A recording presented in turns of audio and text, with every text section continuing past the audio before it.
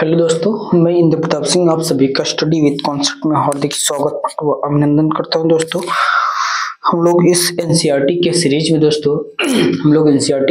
दोस्तों sixth वंथ chapter पढ़ रहा था। दोस्तों उस चैप्टर का नाम था न्यू क्वेश्चंस एंड आइडियाज। हम लोगों ने कल इसके बारे में डिटेल से थोड़ा सा समझा था। What is the reason behind new questions, यानी लोगों के अंदर क्यों नए प्रश्न आ रहे थे और उनके अंदर कौन कौन से आइडियाज आ रहे थे अल्टरनेटिव के लिए। दोस्तों ये सारी बातें दोस्तों हम लोगों ने कल बहुत बेहतरीन तरीके से सीखा और समझा और हमने बताने का प्रयास किया दोस्तों कि मतलब कि कौन कौन से ऐसे एक्सप्लॉयटेशन थे, लेकिन मतलब कि ऐसे कौन से एक्सप्लॉयटेशन थे और समाज किस तरीके से डिवाइड था, कैसे क्लास ऑफ कन्फ्लिक्ट हो रहा था, इंटरेस्ट ऑफ कन्फ्लिक्ट हो रहा था, यानी उनके अपनी अभिरुचियों में कन्फ्लिक्ट हो रहा था। इन सभी के कारण और ऐसे कौन कौन से कारण थे जो कि निचले जो लोअर सेक्शन ऑफ सोसाइटी थे, जो निचले क्लास के लोग थे, निचले दबे कुचले लोग हुआ करते थे दोस्तों, वो भी इस वैदिक कल्चर यानी इस जो वैदिक कल्चर का जो धर्म था दोस्तों, इससे लोग थोड़ा सा उब चुके थे। कहीं न कहीं सैक्रिफाइसेस का मतलब होता है दोस्तों, सैक्रिफाइसेस को हिंदी में क्या बोलते हैं, बलिदान देना। क्या बोलते हैं? बलिदान, यानी हर एक चीज का बलिदान देना और इतने ओकेजन पे ये करवाना, ये कैसे करवाना, इतने प्रकार से मतलब यज्ञ करवाना, सैक्रिफाइसेस करना, तमाम इसमें सिर्फ और सिर्फ ब्राह्मणों का ही बन रहा था दोस्तों। इस प्रकार से दोस्तों उस समय के जो महाजनपद पीरियड के लोग थे, जो हजारों वर्ष से परंपरा चली आ रही थी दोस्तों, कहीं के उनकी लाइफ को इतर से तितर कर रही थी, यानी थोड़ा सा उनकी लाइफ में मतलब कि प्रॉस्परस तो हो रहे थे, उनकी दूसरी बात तो इतर तितर हो रहे थे, मतलब कि बिखराव होता जा रहा था। दूसरी बात, जिस तरीके से वो लोग ग्रो कर रहे थे, जिस प्रकार से समाज बढ़ रहा था, जिस प्रकार से वहाँ इकोनॉमी बढ़ रही थी, अर्बनाइजेशन हो रहा था, उस प्रकार से उनके जीवन यापन उतना जो निचले सेक्शन ऑफ सोसाइटी के लोग थे, उनके जीवन में उतना अभूतपूर्व परिवर्तन नहीं होता था दोस्तों। इन सभी कारणों के कारण जो दोस्तों जो दोस्त मतलब उस समय के लोग हुआ करते थे, वो लोग नेक्स्ट किसी दूसरे धर्म की तरफ देख रहे थे, तो मतलब कि कोई एक अल्टरनेटिव की तरफ देख रहे थे, उस धर्म में चले जाए दोस्तों। अगर कभी कभी हमारे दिमाग में ये मतलब कि ये कभी आएगा, ये मतलब कैसे दिमाग में क्वेश्चन आता है कि मतलब क्या धर्म को मानने या फिर साइंस की तरफ चले, तो दोस्तों एक बात हमेशा याद रखना, जो साइंस होता है वो आपको साइंटिफिक माइंड, रेशनल या तार्किक सोचने समझने की तो समझ पैदा करता है, इसमें नो डाउट है। लेकिन जो आपका धर्म है ये आपकी एक वैल्यू सिस्टम देता है, जो आप मतलब कि आप ना भी हैं तो वो भी आपको इनविजिबल, एक प्रकार से इनविजिबल दीवार खड़ी करता है लोगों के बीच में। इसलिए एक वैल्यू सिस्टम डेवलप करता है कि आप इनको मानिए। इन जैसे मान लेते हैं भगवान का डर होता है। अब बताओ, हर आदमी कोई एक दूसरे के पास छड़ी लेकर के कब तक खड़ा रहेगा, चलो ये काम करो। तो आप लोगों को मतलब कि इंसानों को अंदर एक वैल्यू सिस्टम ऐसे बांधा जाता है कि अब मतलब कि हम इंसानों से न डरो, लेकिन ऊपर वालों से, यानी जिसको हम लोग मानते हैं, जिसको आप अपने आराध्य देवता मानते हैं या फिर देवी मानते हैं, एटलीस्ट उनके लिए तो डरो। इस प्रकार से वैल्यू सिस्टम बांध देते हैं जिससे हमारी सोसाइटी सिस्टमेटिक तरीके से चले। तो दोस्तों इसी के क्रम में हम लोगों ने देखा था लॉर्ड बुद्धा का जन्म कब हुआ था और ये किस स्कूल से बिलोंग करते थे। ये आई होप आपको ऑडियो वीडियो सब कुछ विजुअल होगा, इसमें किसी प्रकार कोई समस्या नहीं होगी दोस्तों। तो दोस्तों ये सारी बातें तो हम लोगों ने देखा था। थोड़ा सा वीडियो में लगता है कि क्वालिटी कम है क्या, थोड़ा सा इंक्रीज कर देता हूँ, ज़्यादा हो गया क्या, चलो इतना कर दो, 1.8 करता हूँ, चलो अब तो ठीक होगा। तो दोस्तों ये सारी चीजें हम लोगों ने कल देखा था। लॉर्ड बुद्धा का जन्म कब हुआ था, ये कितने वर्षों में अपने घर को त्याग करके, महल को त्याग करके, अपने जो शासन का जो राज्य था इनको त्याग करके वो अपने माता पिता की इकलौती ही संतान थे, तो भी दोस्तों उन्होंने अपने मतलब कि इसका चिंता न करते हुए कि हमारा साम्राज्य कौन देखा या हमारे राज्य को कौन पालनहार होगा, दोस्तों इन सब की चिंता न करते हुए अपने बीवी और बच्चों को छोड़ करके वो ज्ञान की तलाश में दोस्तों निकल पड़ते हैं। और वो कई वर्षों तक भटकते रहते हैं, कई ऋषि कई मुनियों से मिलते हैं, वो पूछते हैं what is the life, what is the purpose of life, what is the purpose of life. और उसके बाद देखते हैं दुख क्या है, दुख मतलब कि कैसे हम लोग इस जीवन से मुक्ति मिले। ये सभी क्वेश्चन उनके माइंड में दोस्तों चल रहा था, उनको कहीं भी किसी प्रकार के संतोषजनक आंसर नहीं मिल रहा था। कोई उनको आंसरजनक उत्तर नहीं, तो उनके अंदर जो है कि एक तीव्र इच्छा लगातार बनी हुई थी। तो दोस्तों उनको जो है कि बोधगया में ज्ञान की प्राप्ति होती है। बोधगया आज बिहार में है, जो अ, अ, अ, जो निर्वना रिवर पे है, निरंजना रिवर पे दोस्तों बोधगया पड़ती है। वहां पे जो है कि वहां पर उनको ज्ञान की प्राप्ति होती है दोस्तों। जब वो उनको ज्ञान की प्राप्ति होती है तो उन्होंने अपना पहला प्रवचन जो है दोस्तों सारनाथ में दिया था। सारनाथ जो है आज आपके काशी वाराणसी के थोड़ा सा बगल में एक क्षेत्र पड़ता है सारनाथ, जिसको ऋषिपट्टनम के नाम से जाना जाता था दोस्तों। तो वहां पे उन्होंने फर्स्ट अपना प्रवचन दिया था दोस्तों। उसके बाद दोस्तों हम लोग का, उसके बाद तो आज की क्लास में नेक्स्ट वन देखने का प्रयास करते हैं दोस्तों। अब उसके बाद महात्मा बुद्ध क्या करते थे, टहल टहल के लोगों को ज्ञान बांटा करते थे, यानी प्रवचन दिया करते थे। और उसी के क्रम में दोस्तों वो बताते हैं, लॉर्ड बुद्धा बताते हैं दोस्तों what is the reason behind the suffering of life या और अनहैप्पीनेस। यानी वो बताते हैं, कहते हैं कि life is full of suffering. Life is, कौन बताता है, कौन कहते हैं, लॉर्ड बुद्धा कहते हैं कि life is full of suffering and unhappiness. क्या बताते हैं, unhappiness. Life is full of suffering and unhappiness, यानी ये जो जीवन है दोस्तों ये दुखों से और अप्रसन्नता से, यानी अनहैप्पीनेस से दोस्तों भरा हुआ है। कैसे, अनहैप्पीनेस और सफरिंग से भरा हुआ है। सफरिंग का मतलब होता है दुख दोस्तों। और वो भी आगे बताते हैं इसका जो दोस्तों कारण है, इसका जो उन्होंने कारण बताया, क्रेविंग बताया। क्रेविंग का मतलब होता है दोस्तों, क्रेविंग का मतलब होता है इच्छा या लालसा। वो कहते हैं कि जो इंसान जो है कि आज जो कि दुखी है, इसके पीछे कारण है क्रेविंग, यानी इच्छा या लालसा। दूसरा बताते हैं दोस्तों डिजायर, इच्छा एंड डिजायर। डिजायर्स मीन्स क्या भी होता है दोस्तों, डिजायर्स मीन्स भी क्या होती है, इच्छा होता है। ये लालसा, इच्छा, यहाँ भी कहीं न कहीं आपके अंदर एक इच्छा डिजायर से एक बनी रहती है, एक इच्छा बनी रहती है दोस्तों। क्रेविंग एंड डिजायर से बताते हैं। और दोस्तों ये कहते हैं कि कभी कभी जो है कि आप जो चाहते वो हो भी जाता है। कभी कभी कहते हैं कि आप जो चाहते हैं आपको जिंदगी में मिल भी जाता है, लेकिन फिर भी आप जो है कि जो आपको मिला है उससे आपको संतुष्टि नहीं मिलती, सबसे बड़ी बात बताते हैं कि कभी कभी आपको जिंदगी में आपको जो चाहते हैं that you get but you are not able to satisfy, यानी आप उससे जो है कि संतुष्ट नहीं होते, यानी आप उस प्रकार उस जो आपको मिला उससे संतुष्ट नहीं होते हैं। इस प्रकार से जो जीवन जो है दोस्तों आपका जो है कि दुखों से भरा हुआ है दोस्तों। इसलिए दोस्तों इस बात से हमको इस बात को समझना चाहिए। लॉर्ड बुद्धा ने बताया कि हमें जिंदगी में इच्छा नहीं रखनी चाहिए, डिजायर नहीं रखनी चाहिए। आप किसी चीज को जितना डिजायर रखेंगे, आप किसी चीज के प्रति जितना इच्छा रहेंगे, हमको जिंदगी में ये मिल जाए, नहीं मिलेगा तो हमेशा जिंदगी में एक लालसा, एक तड़प से बनी रहेगी दोस्तों। और वो आपको ना मिलने पर दोस्तों दुख ही दुख मिलता है दोस्तों, बहुत ही दुख मिलता है। इसलिए आप किसी से अपने जीवन में ज्यादा उम्मीद मत रखिए, ज्यादा इच्छा मत पालिए। जो मिल गया, कहते नहीं है, एक लाइन बोली जाती है कि जिंदगी एक जादू का खिलौना है, जो मिल गया वो मिट्टी है, जो ना मिला वो सोना है दोस्तों। इसी प्रकार से दोस्तों लॉर्ड बुद्धा बताते हैं कि आपको कि जिंदगी में बहुत ज्यादा इच्छा नहीं रखनी चाहिए, बहुत लालसा नहीं रखनी चाहिए कि मुझे ये करना है, ये मिल जाए, वो मिल जाए दोस्तों।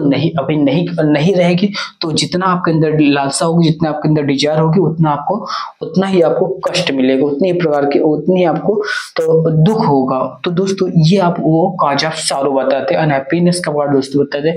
और दूसरी बात लॉर्ड बुद्धा ये भी बताने का प्रयास करते हैं दोस्तों कि वो कहते हैं कि अगर जो मतलब फिर आगे फर्दर कहते हैं कि वी रिस्पेक्ट ऑल क्रिएचर्स। कहते हैं कि हमें जो है कि सभी प्राणियों की सम्मान करना चाहिए दोस्तों। वो कहते हैं कि हमें सभी प्राणियों की सम्मान करना चाहिए, सभी प्राणियों के जितने भी जीव हैं उनका सम्मान करना चाहिए, इंक्लूडिंग एनिमल्स। क्या कहते हैं दोस्तों, इंक्लूडिंग इंक्लूडिंग एनिमल्स दोस्तों, यानी वो जानवरों को भी इंक्लूड करते हैं कि यानी हमें सभी जानवरों सभी प्राणियों का सम्मान करना चाहिए दोस्तों।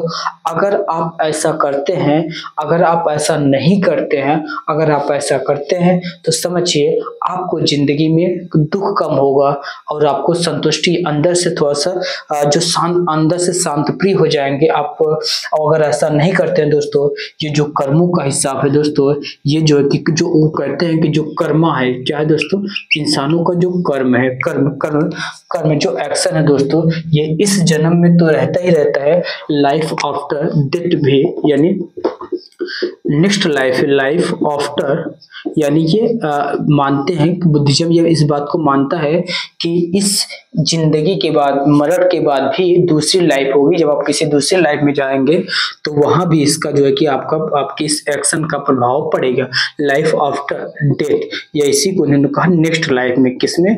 नेक्स्ट लाइफ में दोस्तों, नेक्स्ट लाइफ में इसका अफेक्ट होगा। ये जो कि आपका जो एक्शन होगा, जो कर्म होगा, ये आपको नेक्स्ट लाइफ में भी इसका प्रभाव देखने को मिलेगा। ये दोस्तों आपको ये हमारे लॉर्ड बुद्धा ये बताते हैं, लोगों को समझाते हैं इस प्रकार से दोस्तों। उन्होंने एक बात और ये बताई, जो इंसानों के अंदर जो हमेशा डिजायर्स और लालसा, वो बताते हैं कुछ इस प्रकार से बनी होती है। जैसे इंसानों के अंदर एक जो है कि इंसानों के अंदर जैसे एक तरीके से थ्रस्ट होता है। थ्रस्ट मीन्स क्या होता है दोस्तों? प्यास। एक तरीके से जो प्यास होता है, ये जो इच्छा और लालसा की जो प्यास होता है दोस्तों, ये कभी नहीं बुझती है, बल्कि जितना मिलता जाता है उतनी बढ़ती जाती है। इसी को दोस्तों इन्होंने कहा तन्हा। क्या कहा दोस्तों? तन्हाई हमेशा जिंदगी में बनी रहती है दोस्तों। इस प्रकार से लॉर्ड बुद्धा ने जीवन के दुखों के कारण को थोड़ा सा एक्सप्लेन करने का एक्सप्लेन किया दोस्तों। यहाँ से हम लोगों ने दोस्तों ये बातें समझी। अब हम लोग दोस्तों इसके आगे देखते हैं और समझते हैं कि ही आल्सो एनकरेज्ड पीपल। और उसके बाद दोस्तों ये इतना ही नहीं, मतलब कि अपने जो फॉलोवर्स थे और जो उस समय के लोग थोड़ा सा दुखी थे अपने लाइफ को लेकर के, या फिर इन सेक्रीफाइसेस, इन बलिदान की प्रक्रियाओं से, या फिर इन यज्ञ से, बहुत सारी चीजों से जो दुखी हुआ करते थे, वो इस बात को बताते हैं कि आप अपने माइंड में रेशनल थिंकिंग डेवलप करिए। यानी अगर आदमी आपसे कुछ कह रहा है कि what is the reason behind, इसके पीछे क्या कारण है दोस्तों, वो इस बात के बताते हैं कि अपने माइंड में साइंटिफिक थिंकिंग प्रोसेस डेवलप करना। यानी अगर आदमी कुछ कह रहा है आपसे, फर्स्ट पर्सन कोई कर रहा है, तो आपको उसको अंदर ब्लाइंडली उसको मान नहीं लेना है, उसके पीछे सोचिए इसके पीछे क्या तर्क है। यानी इंसानों को खुद कैपेबल बनाने का प्रयास करते हैं लॉर्ड बुद्धा दोस्तों। यहाँ से जो है कि लॉर्ड बुद्धा जो है कि यहाँ 6th क्लास में दोस्तों और सारी बातें बताई। उन्होंने जो है कि 8 फोल्ड बताए हैं, यानी 8 ऐसे माध्यम बताए हैं जिससे जो कि इस लाइफ से मोक्ष को प्राप्त किया जा सकता है, मोक्ष को प्राप्त किया, जैसे निर्वाण को प्राप्त किया जा सकता है दोस्तों। और दूसरी बात दोस्तों ये भी बताते हैं कि ऐसे कौन कौन से कारण है। यहाँ पे 1 कारण दिया दोस्तों। तो ये सारी बातें दोस्तों जितनी हम लोग क्लास 6 NCERT में दिया दोस्तों, हम लोग वही डील कर रहे हैं दोस्तों। अब हम लोग देखते हैं दोस्तों, एक कथानक दिया है, इसी कथानक के क्रम में दोस्तों, इसी कहानी के क्रम में दोस्तों एक कथानक दिया है, बहुत ही सुंदर कथानक है दोस्तों। उसको पढ़िएगा, मैं बताता हूँ इसका इसमें क्या है। इसमें इसमें दिया है द स्टोरी ऑफ किस गौतमी। एक स्टोरी है किस गौतमी का दोस्तों, उसको हम लोग थोड़ा सा देखते हैं, समझते हैं। आई होप जितना भी हम लोगों ने बताया समझाया आपके दिमाग में दोस्तों छप गए होंगे, सॉरी दिमाग में छप गए होंगे दोस्तों। अब हम लोग थोड़ा सा किस गौतमी के जो उनकी कहानी हो, उसको स्टोरी को हम लोग दोस्तों देखते हैं और समझिएगा कैसे। आप बताइएगा दोस्तों आपको क्लास कैसी लग रही है। अभी तक जो हमारे चैनल को सब्सक्राइब नहीं किया दोस्तों, वो चैनल को सब्सक्राइब करें और वीडियो को दोस्तों लाइक करें। और जिन्होंने अभी तक लाइक कर लिया, सब्सक्राइब भी किया है दोस्तों, वो क्या करेंगे, अपने दोस्तों में, अपने नियर एंड डियर में क्या करेंगे, वीडियो को शेयर करें, अपने डिफरेंट सोशल मीडिया प्लेटफॉर्म पे इसको शेयर करें। तो दोस्तों अब हम लोग देखते हैं, हम लोग थोड़ा सा हेडिंग डालिएगा, स्टोरी ऑफ किस गौतमी। किसका? द स्टोरी ऑफ किस गौतमी। उस स्टोरी को दोस्तों हम लोग देखते हैं और जो लॉर्ड बुद्धा इस स्टोरी के माध्यम से क्या हमको मैसेज देना चाहते हैं, उस मैसेज को भी हम लोग समझने का प्रयास करते हैं। लिखिए द स्टोरी ऑफ किस Gautami, the story of, I hope आपको विजिबल होगा, द स्टोरी ऑफ किस गौतमी, किस गौतमी। दोस्तों कहानी कुछ इस प्रकार है, दोस्तों कहानी कुछ इस प्रकार है कि इसमें जो है कि किस गौतमी जो है कि एक महिला है। दोस्तों किस गौतमी जो है कि एक महिला है, इस महिला की जो है कि इनका एक अपना बेटा सन रहता है, उसकी जो है कि डेथ हो जाती है। क्या हो जाती है? डेथ हो जाती है। जब वो उस महिला की बेटे की डेथ हो जाती है तो बहुत दुखी होती है, और वो जो है कि उस शहर के गलियों में भटकते हुए, मतलब कि इधर उधर भटकते हुए लोगों से यह बात कहती है कि हमारे इस बेटे को जिंदा कर दीजिए। क्या कहती है कि जब वो महिला की बेटे को डेथ हो जाती है, वो बहुत ही विलाप करती है, रोती रहती है, और इस गली से दूसरे गली में, शहर के गलियों में भटकती रहती है और कहती है लोगों से, आप हमारे बेटे को जिंदा कर दीजिए, इसके मतलब कि इसके बिना मैं बगैर जी नहीं पाऊंगा। इसे कुछ समझिए कि वो इतना विलाप करती रहती है, अपनी इस पीड़ा से गुजर रही होती है। तो धीरे धीरे वो जो है कि महात्मा बुद्ध, लॉर्ड बुद्धा के पास पहुंचती है। तो लॉर्ड बुद्धा जो है कि उसकी विलाप को, उसकी पीड़ा को समझते हैं। उसके बाद महिला को महिला को बताया गया कि भाई लॉर्ड बुद्धा है, इनके पास जाइए, गौतम जी है, आपको कुछ जरूर जो है कि आपके सॉल्यूशन, इसका हल निकालेंगे। तो वो महिला जो है कि पूछते पूछते लॉर्ड बुद्धा के पास पहुंचती है और कहती है कि हमारे बेटे का जो है कि डेथ हो गई है, मैं अपने बेटे को जिंदा देखना चाहती हूँ। तो लॉर्ड बुद्धा कहते हैं कि भाई आप अपने बेटे को यहाँ रख, मतलब कि ठीक है, मैं कोशिश करता हूँ। लॉर्ड बुद्धा कहते हैं मैं कोशिश करता हूँ, लेकिन इसके लिए आपको एक काम करना पड़ेगा। आप क्या करेंगे कि आप जाइए किसी घर से एक मस्टर्ड यानी एक मुट्ठी जो है कि सरसों का बीज लाइए, एक मुट्ठी। लेकिन जैसे एक मुट्ठी सरसों लाइए, और जैसे वो सुनते तो महिला जो कि भागते हुए भागने लेते हैं, चलो ठीक है मैं जल्दी लाते, इसमें क्या बड़ी बात है। तो लेकिन फिर महात्मा बुद्ध कहते हैं, लॉर्ड बुद्धा कहते हैं कि ठहरिए, रुकिए, आपको उस मुट्ठी जो सरसों मुट्ठी भर लाना है, आपको उस ऐसे घर से लाना है जिस घर में किसी का डेथ ना हो, कोई आदमी मरा ना हो। तो वो जाती है महिला, भागे भागे जो है कि बहुत सारे घरों में जाती है, पूछती है कि भाई हम एक मुट्ठी सरसों चाहिए, एक मुट्ठी सरसों चाहिए, क्या आपके घर में किसी का डेथ तो नहीं हुआ है? तो कहते हैं, वो जब जिस घर में जाते हैं, किसी का अपना लड़का खत्म हो रहता है, किसी का अपने दादा, किसी के दादी, किसी के पिता, किसी की मम्मी, किसी के ससुर, किसी कैसे, इसी प्रकार से कोई न कोई हर एक घर में किसी न किसी की डेथ हो रहती है। यानी उसको एक ऐसा घर, एक सिंगल घर नहीं मिलता है जहां पे किसी का डेथ यानी किसी के मृत्यु ना हुई है। तो वो फिर हफ्ते थापते थकी हुई जो है कि महात्मा बुद्ध के पास आती है, कहती है महात्मा जी, यह लॉर्ड बुद्ध यानी उस महात्मा जी, मुझे एक ऐसा कोई घर नहीं मिला जहां पे किसी का डेथ नहीं हुआ। तो लॉर्ड बुद्धा यही समझाने और बताने का प्रयास करते हैं कि इस दुनिया में जो भी आया है कुछ निश्चित हो या ना हो, लेकिन मृत्यु निश्चित है। यानी जब इंसान का जन्म होता है तो मरण भी निश्चित है। इसमें इतना ज्यादा विलाप होने की जरूरत, इतना दुख होने की जरूरत नहीं है। ये एक अपनी प्रक्रिया है बर्थ एंड डेथ की। दोस्तों ये बात जो है कि लॉर्ड बुद्धा समझाने का प्रयास करते हैं। तो दोस्तों अब हम लोग नेक्स्ट वन कहानी की तरफ चलते हैं। दोस्तों आज की क्लास में हम लोग सिक्स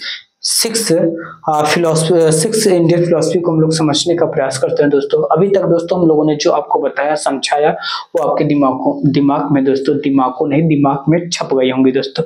तो दोस्तों एक बात और लिखिएगा, हम लोग क्लास को ज्यादा लंबी नहीं करेंगे, थोड़ा सा आराम से चलेंगे।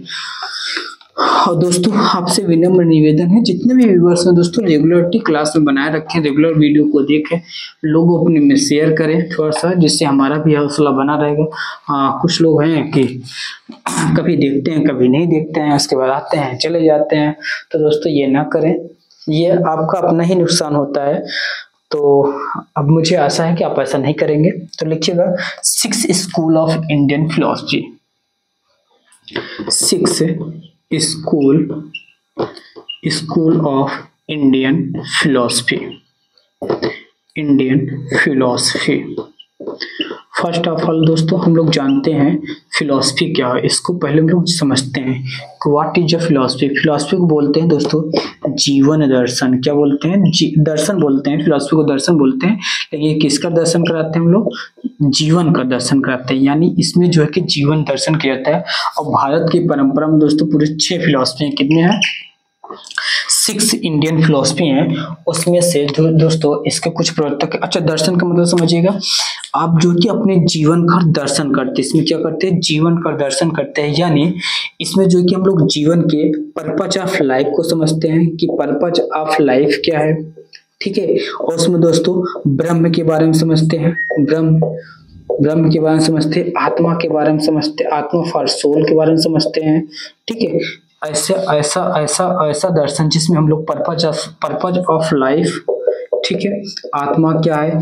ये आत्मा, ये दुनिया बनाई किसने? ये दुनिया इतनी मतलब कि कोई दुनिया को देख भी रहा है, भगवान है कि नहीं, आखिर है तो कहाँ है, या फिर इस दुनिया को बनाई तो किससे बनाई, ठीक है। इन प्रकार से जब क्वेश्चन को हम लोग समझते हैं तो इसी को बोलते हैं दोस्तों फिलॉसफी होती है। हर एक आदमी की अपनी एक लाइफ की फिलॉसफी होती है, यानी जीने का तरीका होता है जो आपकी जिंदगी जीने में मदद करती है। तो दोस्तों कुछ इस प्रकार को हम लोग दर्शन को समझते हैं, यानी समझा दिया कि पर्पज ऑफ लाइफ, आत्मा, ब्रह्म, यानी इस दुनिया को बनाए किसने? अच्छा बनाए तो किस लिए बनाए, क्या पर्पस था, इसका कब एंड है, यानी फिर आत्मा है तो आत्मा किससे मिलती है, कहाँ मिलती है, कैसे रहती है, ये सारी बातें जहाँ पे इसको बोलते हैं दोस्तों मेटाफिजिक्स बोलते हैं। क्या बोलते हैं? मेटाफिजिक्स इसको बोलते हैं दर्शन की भाषा में। तो मेटाफिजिक्स के बारे में जब हम लोग अध्ययन करते हैं तो इसको हम लोग क्या बोलते हैं? ऐसा समझिए फिलॉसफी, यानी जीवन का दर्शन करते हैं, जीवन का उद्देश्य क्या है। इंसान, अगर हम लोगों ने इंसान हम लोग जो मनुष्य के रूप में जन्म लिए, हर एक इंसान का अपना पर्पज है। कोई लोग अपने पर्पज को जान पाते हैं, समझ पाते हैं, कोई नहीं जान पाता है दोस्तों। कहा जाता है कि इंसान जो है कि कचड़े से जन्म लिया है और जिंदगी भर दोस्तों उसी कचड़े के आसपास में जो है कि दोस्तों उसकी मृत्यु भी हो जाती है, उसके उबर कर को उससे कुछ परे जो है कि दोस्तों कुछ सोच नहीं पाता है। तो दोस्तों तो कुछ इस प्रकार सा दर्शन है। कहीं मौका मिलेगा तो हम लोग भी उसको बहुत डिटेल में चर्चा करेंगे, समझेंगे। लेकिन फिलहाल आज हम लोग थोड़ा सा आगे बढ़ते हैं, पढ़ते हैं 6 स्कूल ऑफ दर्शन। तो दोस्तों इसमें 6 स्कूल हैं। पहला दर्शन है दोस्तों आपका आ जाता है वैशेषिक। क्या है दोस्तों? वैशेषिक आता है, वैशेषिक। अच्छा दोस्तों वैशेषिक के जो आपके फिलोसफर हैं दोस्तों, जिसके प्रवर्तक जो इसके ऋषि हैं, सेग हैं, इनका नाम है ऋषि गौतम नाम है। नहीं वैशेषिक के जो प्रवर्तक है दोस्तों उनका नाम है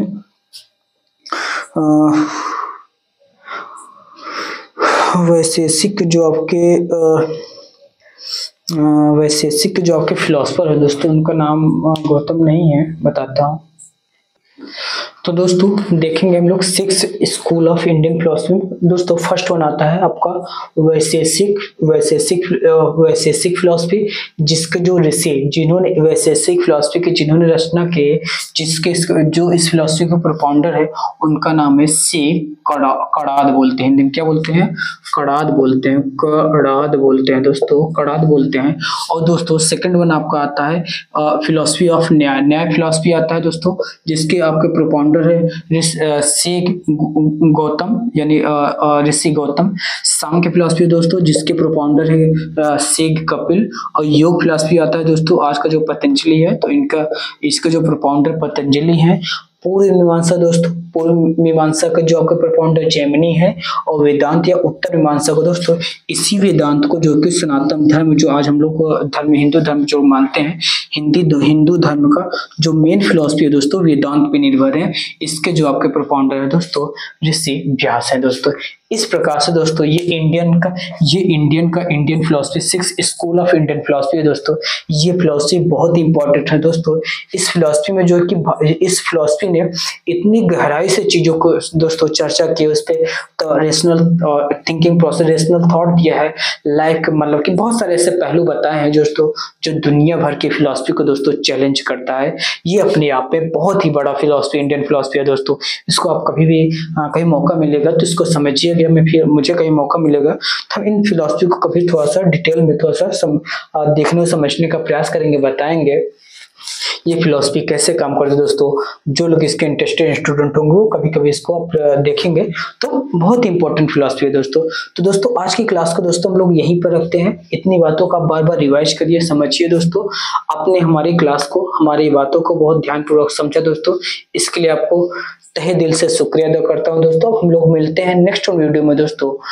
फिर से एक बार कहूंगा दोस्तों, जिन्होंने अभी तक हमारे चैनल को सब्सक्राइब नहीं किया दोस्तों, चैनल को सब्सक्राइब करें, और जिन्होंने वीडियो को अभी तक लाइक नहीं किया दोस्तों, वीडियो को लाइक करें, और जो ये दोनों काम कर लिए हैं अपने दोस्तों में ज्यादा से ज्यादा दोस्तों शेयर करें। आपसे ये हमारी हम्बल रिक्वेस्ट है। हर बार होगी, हर बार होगी, हर बार होगी, और बहुत ही जोरदार होगी। जब तक नहीं होगी बहुत ही दमदार होगी दोस्तों।